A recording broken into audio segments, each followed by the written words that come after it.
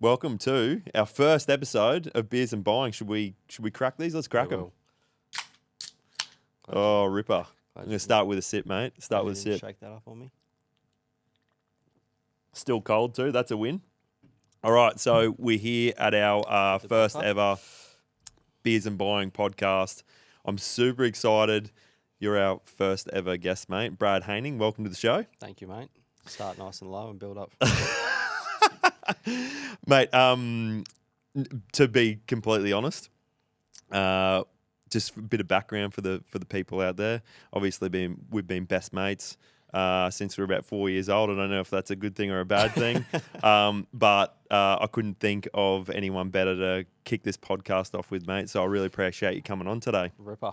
Let's go. All right. So, mate, I think the big thing about this is obviously have a bit of fun, few beers. Obviously, we can talk a little bit about the buying process as well. But I thought we'd start off right at the start. Just give me a rundown, a bit of Brad Haining. Where did things start out for you, and as to where you are now? Yeah, so I moved up from Melbourne when I was 4 years old. That's when we, fortunately or unfortunately, ran into each other. But yeah, lived in Brisbane for 30 years now. So yeah, it's an awesome place to live. And where were you when you were in Melbourne? When I was in Melbourne, so I lived not too far from sort of Chadstone, so probably before that. Where's that in comparison to, like, let's say the centre of Melbourne? Is that? It's sort of like out in the burbs, essentially. Yeah. Nice. So lived there, came up here, and yeah, been living in Brisbane ever since. Spent a little bit of time down the Gold Coast as well now, which is it's not too many other places you'd probably want to be when the weather's on. That's for sure. Yeah. Bloody oath. And so I don't know whether you remember or not, but what was that move like for you, going from Melbourne up to Brizzy, or have you kind of only remember being in Brizzy since you've been here? Definitely remember a bit from my time down there and that kind of thing. Yeah. I think a lot of mum's side of the family lived up here, so mum pulls rank, and then we're all in the car coming up here and that kind of thing. But I feel you, mate. Remember the road trip up here and all that kind of thing, and getting settled. And obviously we ended up sort of living in the same suburb essentially the whole time growing up, with primary school, high school, and things like that. So mate, it's been good. Nice. And so you moved up from Melbourne, and then you arrived in Brizzy, Bracken Ridge, which was the location that we established. Great venue to grow up. And for you, is it just a matter of, like, then you went to Bracken Ridge and then Sandgate through your schooling years? Yeah. And then so just take me that next part of your journey. Like, what was your first job, and then kind of what got you into finance? My first job was while I was at high school, actually. I think yourself, me, and a couple of other mates all worked at Doomben Racecourse. That's right. In the kitchen there. We had our first job in hospitality. It was a very eye-opening experience. Doomben Racecourse. For anyone that's probably worked in hospitality. Yeah, so, but yeah, great little sort of weekend job. Played a bit of golf growing up as well, so worked at the golf course here and there as well on the weekend.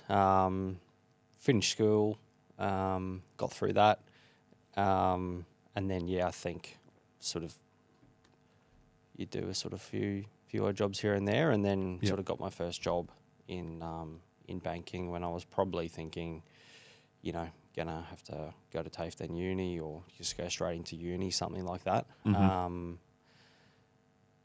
The thought of probably going and sitting in a classroom for the next 4 and a bit years wasn't too appealing for me, given my attention span in high school. But speaking to some of our friends that have been to uni, it sounds like it was a bit more fun than what we may have thought. But got a job at Bank West, which you worked at as well. And then I think you working in branch, you get into a customer facing role, you learn a lot of skills doing that as well. But the the brunt of my time, I think, in banking and finance was across ANZ and Westpac, over sort of a number of different roles there, which sort of spanned probably a bit over 10 years Yep. in total. And I think it's funny, hey, that like obviously grew up together, went to the same schools, and then it's funny. I think the only differences in banks was I think you went to ANZ for a bit and I didn't do any time there, but we kind of followed each other along our journey, which is funny in itself. The fact that we're in partners in business now. But one of the key takeaways that I had from my time in being in the banking world is I kind of saw that, and I don't know whether you feel the same way, but I kind of saw that as my apprenticeship in the sense of like you learnt so much and there was just so many key takeaways and things that you could implement into your business today, even from like a client standpoint. Yeah. So like, do you feel like it was kind of a bit similar to you coming into mortgage broking? Yeah, I think, I probably thought about that recently where, you learn a lot across the roles, like did everything in the sort of retail sector from, the over-the-counter telling type stuff through to, you're a personal banker, you're a home lender. Yep. Was a bank manager as well there for a period of time before going back into lending, and then sort of finished in the broker BDM role. But I think you sort of maybe take for granted now all that experience that you've got sometimes. Like it just sort of feels, it is natural now, which is good. And I guess just everything you've picked up along the way, we've seen banking change as well as lending quite a lot over that period. But I think it's just extra knowledge and insights that we can provide to clients as well about how to go about things and just from our own experiences as well. Yeah. I reckon the one thing, because I know we did a very similar role at Westpac for that period of time, not overlapping, of course, but the one thing that I really took away from that gig was obviously got to see a little bit into the world of a broker. Yeah. But the main thing was like that connection and that relationship with credit, like just able to see sometimes the finer details, the grey areas that you could work towards, why they said yes to stuff, why they say no to stuff, why you would, how you would send something up to the bank in how to kind of package it. And I think that that's a big benefit that we have as mortgage brokers is having that background and kind of knowing how to present things whenever we're sending them up and the right questions to ask. So, yeah, look, I think our time in doing those things has been hugely beneficial, and I think it stacks onto our clients. So, now. So out of all of those, is like there any like what made you change to mortgage broking? Was there any key moment along that journey that was just like, okay, this is the time to do it? Was there anything in particular? Well, yeah, like across just like the two majors themselves, I guess. Yeah, you've sort of done 10 and a bit years, and one great thing about working at a major bank is there's a number of different avenues you can go down. You can start working in the bank and all of a sudden, people, if they want to, you can move interstate, you can move overseas, you can go into a number of different roles, and sort of grow your skill set. And I think that's what a lot of people, who end up being quite high at the bank, they get exposure to a lot of things. There was just certain areas of the bank, I think, that I was like, I don't really want to go down that path. And the broker BDM role, like it's a full-on role, especially at a major bank. It's super consuming. It's you'll be as busy as you want to be, and when you're trying to do well at it, and there's obviously factors internally at times and that kind of thing that you can't control. But I just thought I really want to get back into customer facing, but I didn't want to go back to working and just doing lending at Westpac, and that's no knock on them at all. It's I think seeing broker through the sort of BDM eyes, and you sort of see like, okay, these are the guys that do it really well. These are the people that maybe maybe shouldn't sort of be around and that kind of thing. But Yeah. like you said, with credit, you learn how to, because when you're just working at a bank, it's bread and butter type stuff. There's a few products, one policy. Yeah. And, it's great to have those relationships and that kind of thing. But, yeah, you learn that, and,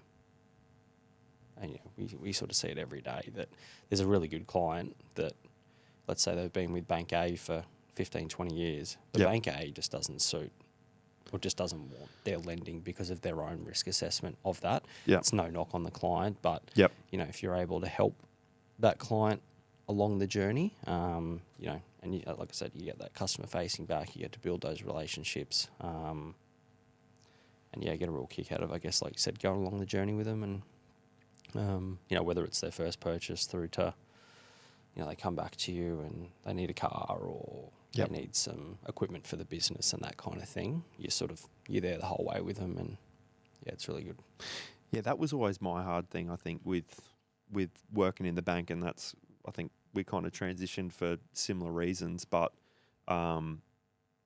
when you're in that BDM role, it's like you're in a washing machine.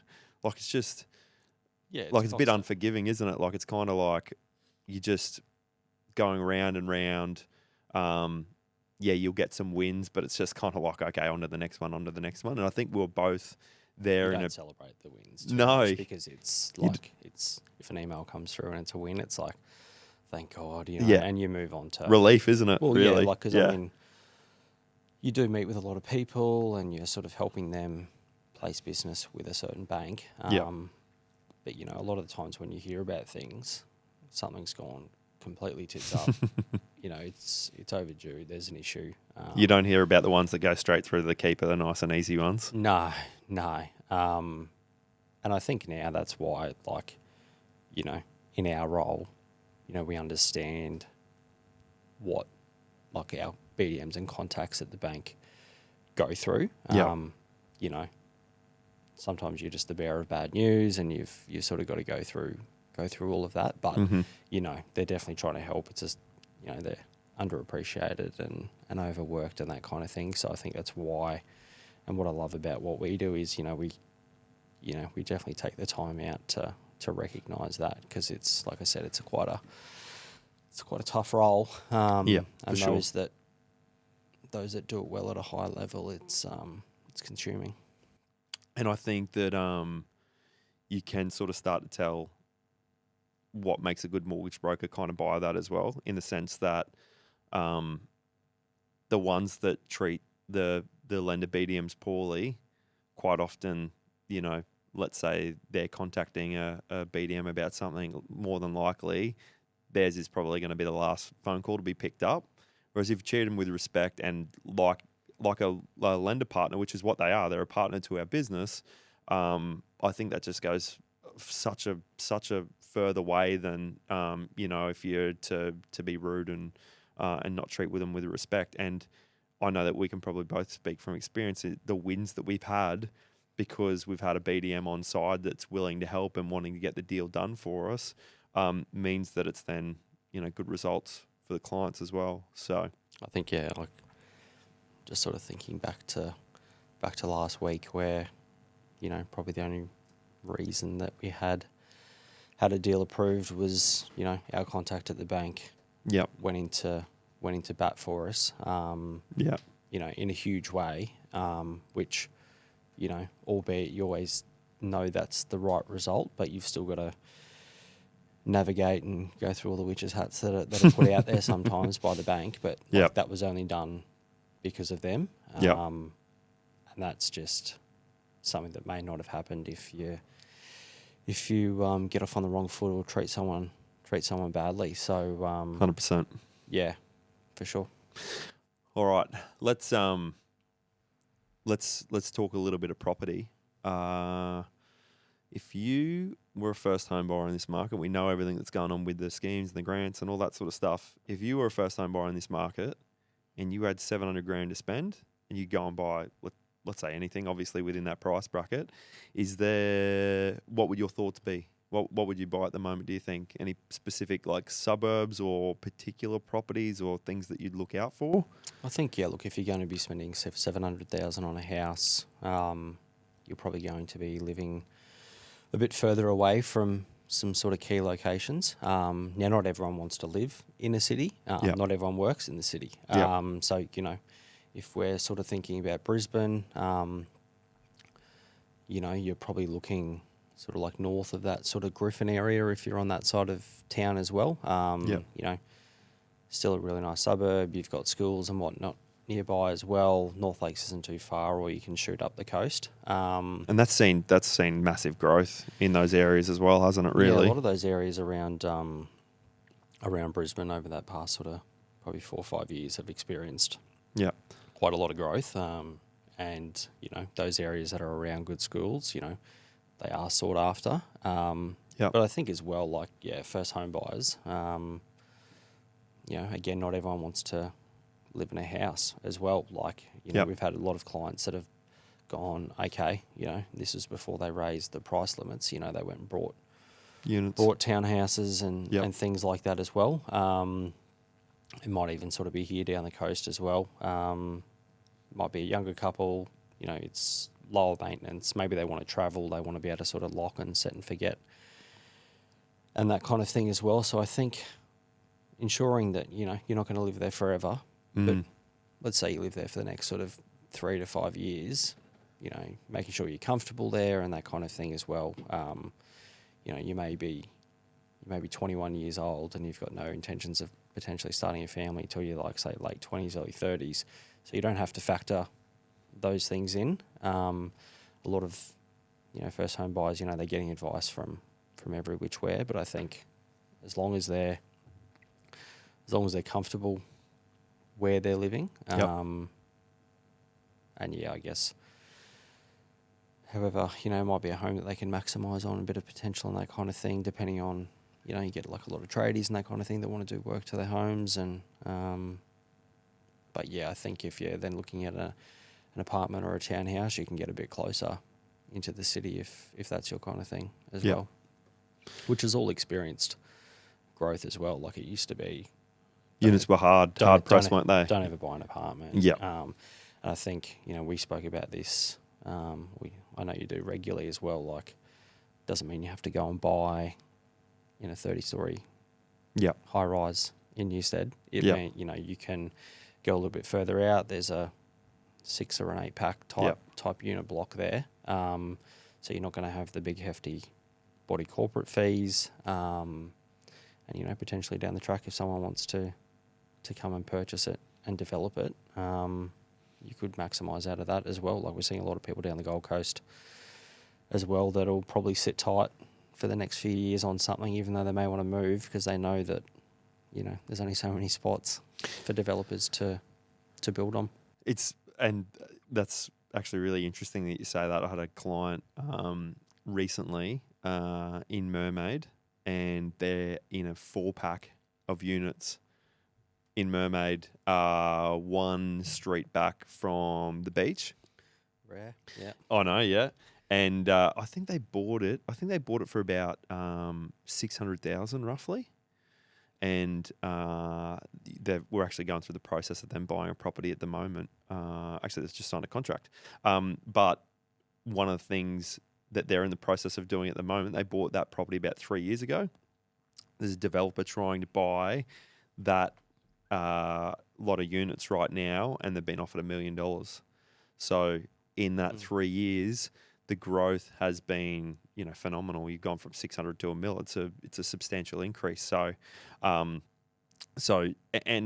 getting to your point, for anyone that's listening out there, it's kind of like where there can be some really strong benefits in buying, say, a 6-pack or an 8-pack, is the fact that, if you're buying it, it's always based upon what portion of that land do you own. So, yes, it's still a unit, but there's still part of that land that you own because you own part of the building, right? Yeah. So, for someone that's buying in those smaller complexes, what sometimes you may hope is going to happen in the long run is someone's going to come along and go, I want to develop that into a 30, 40 unit tower, and all of a sudden they're going to pay a premium to do so. Yeah. So I think that's great advice. The other thing that that Matt Srama from Srama Group, buyer's agent, great bloke, was talking about the other night at our beers and buying event,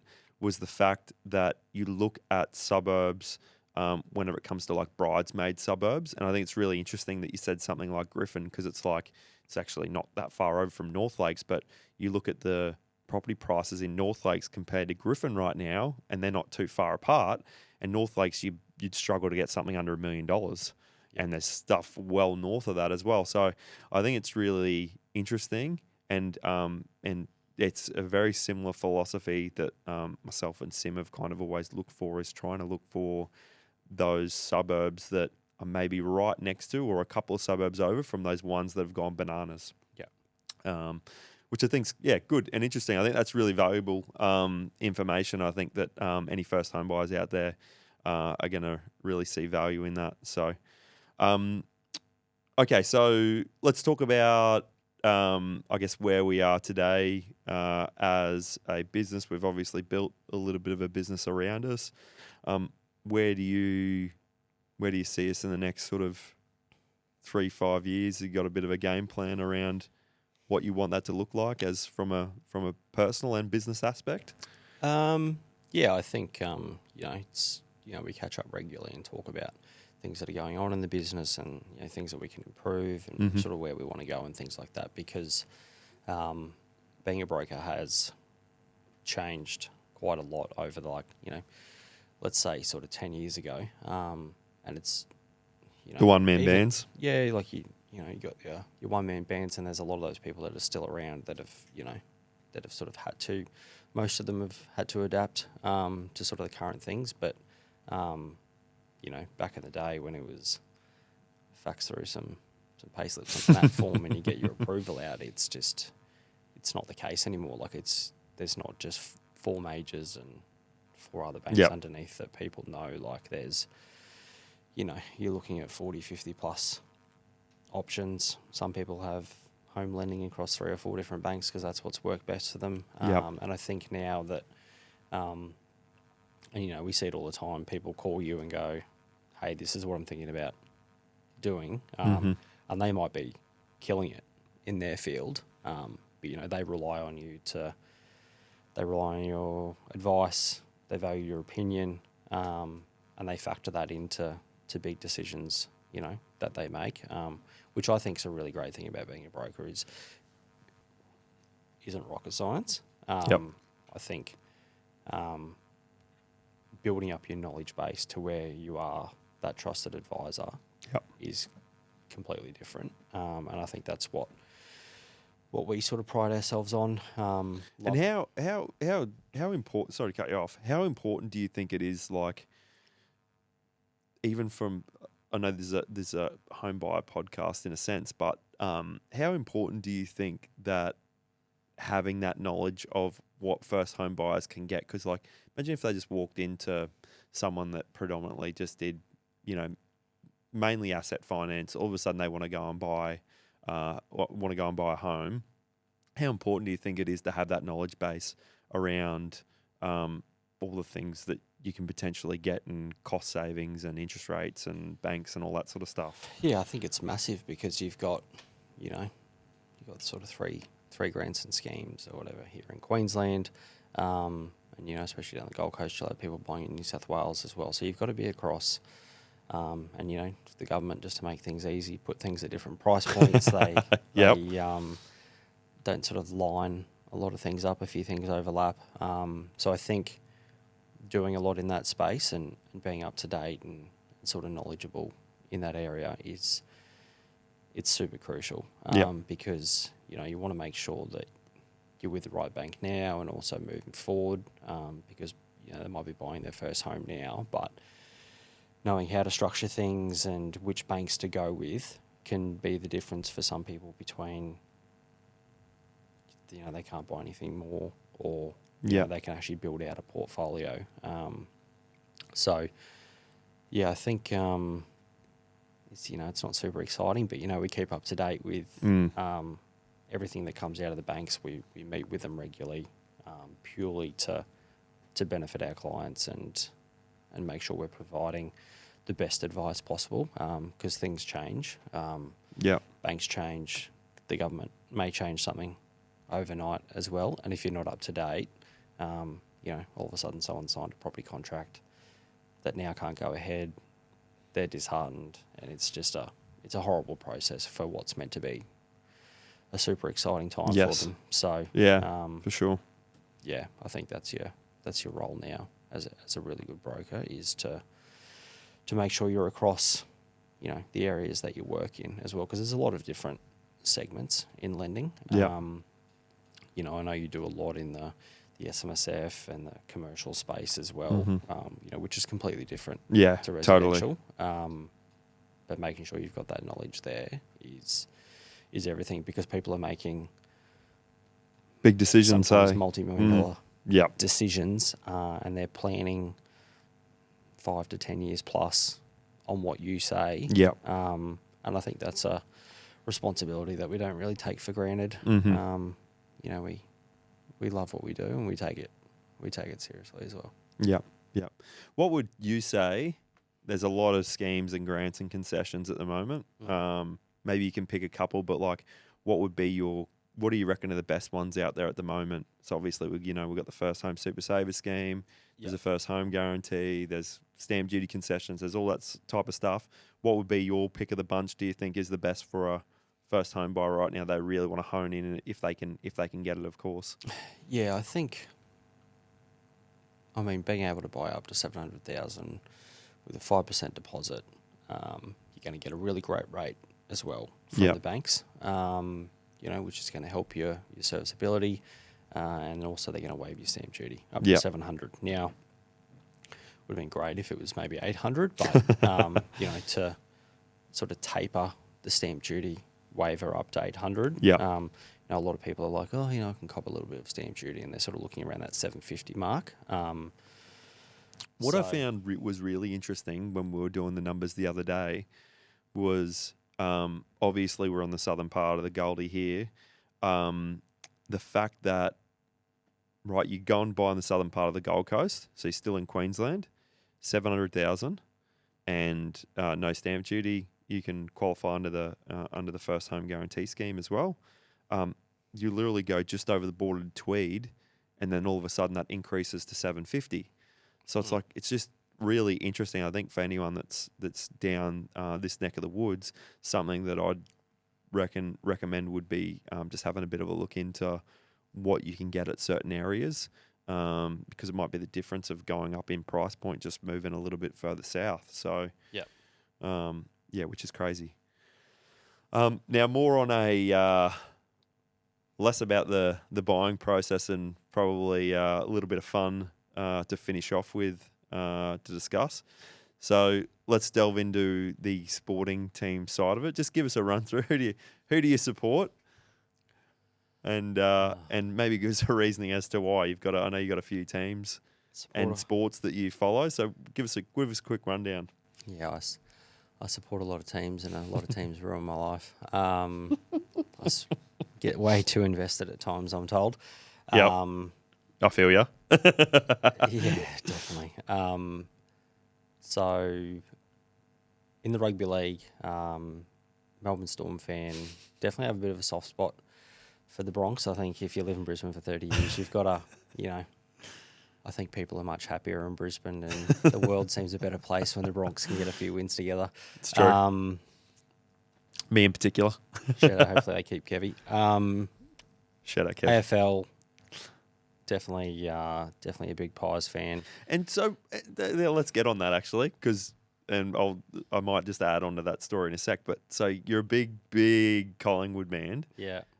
Like in relation to where you live, does that have anything to do with it, or it's just more so to do with Dad? I think, my parents are AFL fans, and I think anyone that's probably spent a little bit of time down in Melbourne, young or old, male or female, everyone's got a team. And you suffer with them for the most part. So yeah, big Pies fan, dragged you into the cult at a young age, which was which was good. Thankfully, you weren't a Lions fans when they gave us a touch-up in a couple of grand finals. That was the first. That's the first game I ever watched with you, and that's when I started to go tough. for them. I'm going. Oh, wait a minute. That. Was this a good move or not? Anyway, we got to celebrate a couple together, which is good. So, and yeah, definitely watch a lot of American sports as well. I think, their media is quite traumatic or whatnot, but I love how big the sports are. The teams that are involved and how they,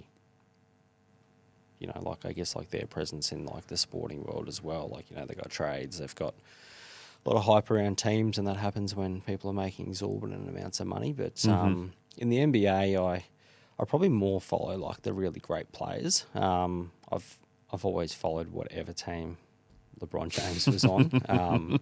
Yep. And this is probably some young people won't remember what I'm about to say, but I remember hearing about, you read online that, there was this guy who was going to be, he was the next big thing in sports in general. And I remember watching some of his high school games on the old dial-up internet. St. Mary's, wasn't it? Yeah. So, I followed his career super closely, and I don't think it's just, when people do well, people want to knock them or whatever. But I think, in the NBA, you follow all the great players. I think it's just great to watch. It relates back to work as well through to, watching sport. If you can watch and sort of absorb what, the people that are the best at what they do, I think it's awesome. And, they're all different. All those top dogs in the NBA, but they're all killers and awesome viewing the NBA. It's a great product. A lot of Aussies as well that have gone over in recent times and done really well, which is good. The NFL, I'm stuck with the Patriots now for life because I decided to jump on Tom Brady's coattails towards the end of high school. Good timing. Yeah. Good timing. You were really you started getting to the NFL, and I was like, I need a team. Mine was Philly. I was a big T.O. fan back in the day. The first big game I ever watched was when they played the Pats, and T.O. played with the broken leg or broken foot or whatever it was. He was Hollywood. He was. But yeah, I big Tom Brady fan. Saw him when he came out here. That would have been epic. Yeah, it was. It was. A lot of the stuff is I'm a big consumer of podcasts and. That's a good question. Just jumping off that topic for a sec? What's your favourite podcast to listen to at the moment? You do listen to a few, actually.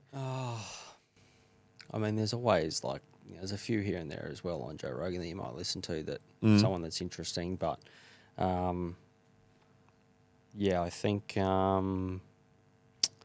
I had to say one that I'd probably listen to, there's a couple. I think I like to listen to athletes. So Dylan Friends has a good one down there. There's a lot of AFL people. He'll get some business people on as well. Yep. Been listening to him since the start. And I think you'd be mad not to listen to Straight Talk with Mark Boris. I think he's got a wide range of guests on there, and I think just his interview style, it's a bloke that's done a lot and achieved a lot in his life, but he has a genuine interest in his guests, and maybe we'll get him on here one day. Yeah, that'd be epic. I think you might like a couple of cans. I think Straight Talk with Mark Boris is one where you'll always hear interesting people, and you get a really raw insight into what they do. And one thing I actually really like about Mark, because I know we share on that, I actually don't listen to a ton of podcasts. Property Prequel by Matt Strama, that's one I usually get on and listen to because he gets some great guests in, and I love hearing about property. But anyone that follows Mark, just even outside of that Straight Talk podcast, he does some really great commentary around what's happening with the RBA and what's happening in the market. Obviously, he's got a vast knowledge of what happens in the mortgage world and why particular things happen. So I think for anyone, and he says it in a way. This is a bloke that, what did he sell that thing for? He sold it for Well, yeah, like a few $100 million, wasn't it, or something like that? He had Wizard that he sold to GE. He sold to GE, which Yeah. then went on to, CBA and things like that as well. But like, this is a guy that's incredibly switched on. But jumps on after the RBA decisions and gives his thoughts, and it's something that if you're not into finance and that kind of thing, you could still watch and go okay and get a bit of an idea. And I think they're those people that can. It's not about sort of dumbing it down, but those people that can really communicate it effectively to a wide audience, those are the ones that you want to sort of latch onto because, they're incredibly smart. Yeah, I've found. All right, and we might just look to wrap this up, but one question I want to hit everyone with moving forward is I'll give you a treasure chest. You can spend whatever you want, all right? If you could buy a property anywhere in the world, can be wherever, to settle, and this is to settle down, this is for good, where do you reckon you'd buy? What would be like your number one on your hit list? Number one.